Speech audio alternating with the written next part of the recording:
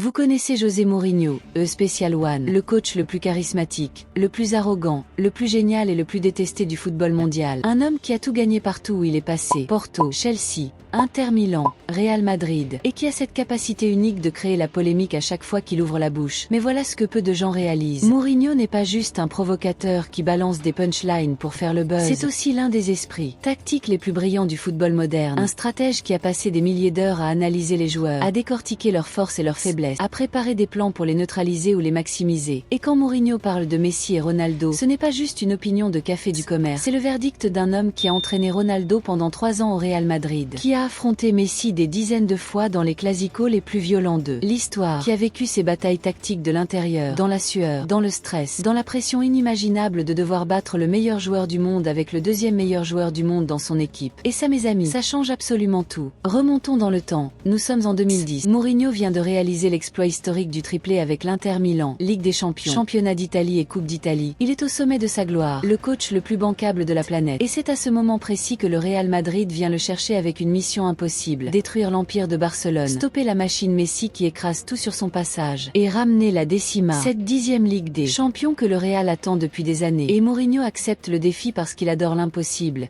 Il adore prouver qu'il est le meilleur. Et surtout, il a dans son équipe un certain Cristiano Ronaldo qui vient de Manchester United, affamé de revanche, obsédé par l'idée de dépasser Messi. Et c'est là que commence l'une des relations coach-joueur les plus fascinantes de l'histoire du sport. Mourinho a raconté dans plusieurs interviews ce qui s'est passé lors de sa première conversation privée avec Ronaldo dans les bureaux de Valdebeba, le centre d'entraînement du Real. Et cette anecdote est absolument dingue. Ronaldo lui aurait dit textuellement: je veux devenir le meilleur joueur du monde. Je veux gagner plus de ballons d'or que Messi. Je veux que le monde entier reconnaisse que je suis supérieur à lui. Et tu vas m'aider à le faire. Et Mourinho a adoré cette ambition dévorante, cette obsession maladive, parce que lui-même fonctionne exactement de la même manière. Il a besoin d'un ennemi à abattre, d'un défi à relever, d'une montagne à gravir. Et Messi était la montagne parfaite, le boss final impossible à battre. Et cette dynamique a créé une alchimie explosive entre le coach et son joueur, une relation basée sur la domination, la compétition, le refus absolu de la défaite. Mais voici où l'histoire devient vraiment intéressante. Pendant 3 ans, Mourinho a préparé ses équipes spécifiquement pour affronter Messi. Il a étudié chaque mouvement de l'Argentin, chaque feinte, chaque position sur le terrain. Il a créé des systèmes défensifs entiers dont l'unique objectif était de neutraliser le numéro 10 du Barça. Il a donné des instructions précises à Pepe, à Sergio Ramos, à Xavi Alonso sur comment le marquer, le harceler, le provoquer. Et malgré tout ça, malgré toute cette préparation, tout ce génie tactique, toute cette obsession, Messi continuait à marquer, à dribbler, à humilier le Real Madrid encore et encore. Et ça rendait Mourinho absolument FOU. Il ne comprenait pas comment un joueur pouvait être aussi impossible à arrêter. Comment quelqu'un pouvait déjouer tous les pièges, toutes les stratégies, toutes les tactiques qu'un esprit aussi brillant que le sien pouvait imaginer. Et puis il y avait Ronaldo dans l'autre camp, son joueur, son arme secrète. Et là Mourinho découvrait une autre forme de génie. Pas le génie naturel et instinctif de Messi, mais le génie du travail acharné, de la discipline militaire, de l'amélioration constante. Mourinho raconte que Ronaldo était toujours le premier à l'entraînement et le dernier à partir, qu'il posait des milliers de questions sur comment améliorer tel geste technique, comment optimiser tel mouvement, comment gagner quelques millisecondes sur un sprint. Et cette mentalité de champion absolument implacable impressionnait profondément Mourinho parce qu'il reconnaissait chez Ronaldo son propre refus du compromis, sa propre obsession de la perfection. Les clásicos de l'ère Mourinho étaient des guerres totales, pas juste des matchs de football mais des batailles psychologiques, tactiques, physiques et parfois même violentes.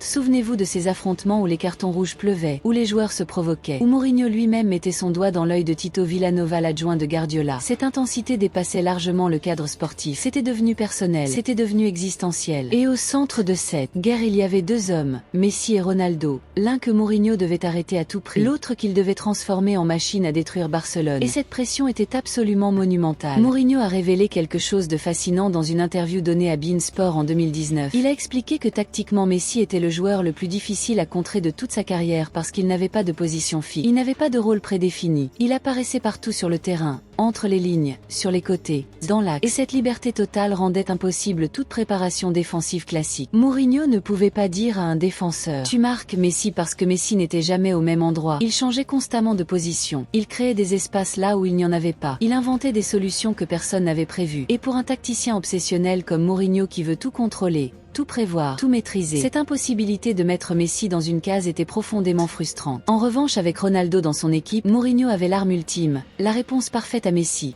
Ou du moins c'est ce qu'il croyait au début. Mais très vite il a réalisé que même avec le meilleur Cristiano Ronaldo de l'histoire, celui qui explosait tous les compteurs et marquait 60 buts par saison, battre le Barça de Messi restait un défi titanesque. Et c'est là que Mourinho a commencé à comprendre quelque chose de fondamental sur la différence entre ces deux extraterrestres. Il a expliqué dans un podcast portugais que Ronaldo était le joueur parfait pour un entraîneur, celui qui écoute les consignes, qui applique le plan de jeu à la lettre, qui se met au service du collectif tout en étant individuellement génial. Tandis que Messi était le joueur impossible à entraîner parce qu'il ne suivait aucun plan, aucune consigne. Il jouait uniquement à l'instinct. Et paradoxalement c'est exactement ce qui le rendait imbattable. Cette liberté totale, cette capacité à improviser à chaque seconde faisait qu'aucune tactique ne pouvait vraiment le neutraliser sur 90 minutes. Mourinho a vécu des moments de pure frustration face à Messi, comme cette demi-finale de Ligue des Champions en 2011 où malgré une préparation millimétrée, malgré un pressing ultra agressif, malgré tous les efforts du Real Madrid, Messi a inscrit 2 buts au Bernabéu et a littéralement détruit les rêves madrilènes. Mourinho était tellement furieux après ce match qu'il a refusé de serrer la main de Guardiola. Il a quitté le stade sans faire la conférence de presse, parce que pour lui, cette défaite était inacceptable, incompréhensible. Comment pouvait-on faire un match tactiquement parfait et quand même perdre à cause d'un seul joueur? Et la réponse était simple. Ce joueur s'appelait Lionel Messi, et il transcendait toutes les lois du football. Mais attention parce que Mourinho n'a jamais dit que Ronaldo était inférieur. Au contraire, il a toujours défendu son joueur avec une loyauté absolue. Il a expliqué que Cristiano était différent mais tout aussi extraordinaire. Que si Messi était le génie imprévisible,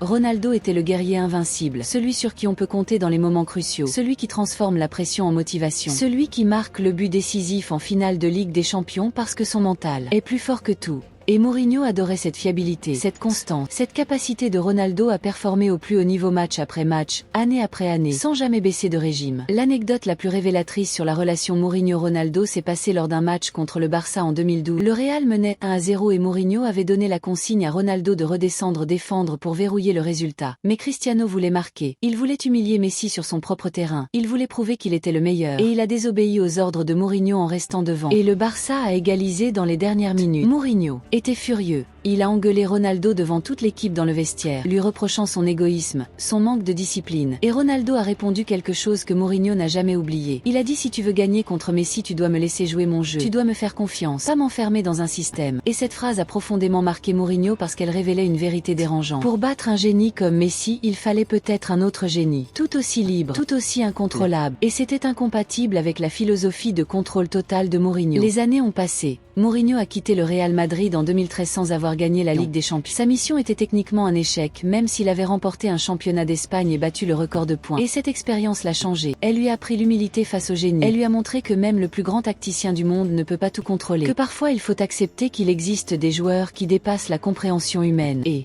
Messi en faisait partie. Et avec le recul, Mourinho a commencé à parler différemment de l'Argentin. Avec plus de respect, presque avec de l'admiration. Il a dit dans une interview en 2020 que Messi était probablement le plus grand joueur qu'il ait jamais affronté. Mais tactiquement, il n'avait jamais trouvé de solution définitive contre lui. Et venant de Mourinho qui déteste admettre la défaite, c'était un aveu monumental. Alors maintenant la question finale. Qui est le meilleur selon José Mourinho, Messi ou Ronaldo? Et là attention parce que sa réponse est beaucoup plus nuancée et intelligente que ce que les médias ont rapporté. Mourinho a déclaré lors d'une conférence de presse récente que poser cette question c'est comme demander qui est le meilleur entre Picasso et Michel-Ange. Ce sont deux artistes différents. Deux génies dans des registres différents. Messi est le footballeur le plus talentueux que la nature ait jamais créé, celui qui fait des choses impossibles avec une facilité déconcertante. Tandis que Ronaldo est le footballeur le plus accompli que le travail et la détermination aient jamais produit, celui qui a transformé son talent en perfection absolue grâce à une discipline de fer. Et ces deux approches sont également valides, également respectables, également admirables. Mourinho a ajouté quelque chose de fascinant. Il a dit que si on lui demandait avec quel joueur il préférerait travailler, il choisirait Ronaldo sans hésitation parce que Cristiano est le rêve de tout entraîneur professionnel, discipliné, leader, performeur dans les grands matchs, mais que si on lui demandait quel joueur lui a causé le plus de problèmes tactiques, quel joueur l'a empêché de dormir la nuit, quel joueur a déjoué tous ses plans les mieux préparés, alors la réponse serait Messi. Et cette distinction est absolument brillante parce qu'elle reconnaît que la grandeur peut prendre deux formes différentes, l'une basée sur le travail et la constance, l'autre basée sur le génie et l'imprévisibilité. La conclusion de Mourinho sur ce débat est probablement la plus honnête et la plus lucide qu'on ait jamais entendue. Il a dit qu'on a la chance incroyable d'avoir vécu à une époque où ces deux titans ont coexisté, se sont poussés mutuellement vers des sommets inimaginables, ont redéfini ce qui était possible dans le football, et qu'au lieu de perdre notre temps à les comparer, on devrait simplement les apprécier pour ce qu'ils sont. Deux cadeaux du ciel qui ont illuminé le football pendant 20. Et venant d'un homme aussi compétitif et obsédé par la victoire que Mourinho, cette sagesse est touchante. Elle montre qu'au-delà de l'arrogance et des provocations, il y a un vrai respect pour la grandeur sous toutes ses formes. Voilà pourquoi l'analyse de José Mourinho sur Messi versus Ronaldo est si précieuse, parce qu'elle vient d'un homme qui a vécu cette rivalité de l'intérieur, qui a entraîné l'un, affronté l'autre, qui a passé des nuits blanches à chercher comment battre Messi, des heures interminables à maximiser le potentiel de Ronaldo, qui a connu la frustration de perdre contre le génie de Messi et la satisfaction de gagner avec le guerrier Ronaldo, et qui nous dit aujourd'hui avec la maturité que donnent les années que ces deux légendes sont incomparables parce qu'elles incarnent deux philosophies différentes du football, deux manières d'atteindre la perfection, et que les deux méritent notre respect éternel. Et maintenant je veux savoir ce que vous en pensez. Est-ce que vous êtes d'accord avec Mourinho? Est-ce qu'il a raison de dire qu'on ne peut pas les comparer? Ou vous pensez qu'il y en a quand même un meilleur que l'autre? Dites-moi tout dans les commentaires. Et si cette analyse exclusive avec les coulisses jamais racontées vous a scotché, si vous avez kiffé découvrir ce que Mourinho a vraiment vécu face à ces deux monstres, alors explosez ce bouton like, ça aide énormément la chaîne à continuer de vous livrer du contenu de dingue sur le football. Et surtout si vous n'êtes pas encore abonné, qu'est-ce que vous attendez? Cliquez sur ce bouton rouge maintenant, activez cette cloche parce que la semaine prochaine on va dévoiler ce que Pep Guardiola a dit sur Messi et Ronaldo et croyez-moi ces révélations vont faire scandale. Merci infiniment d'être là,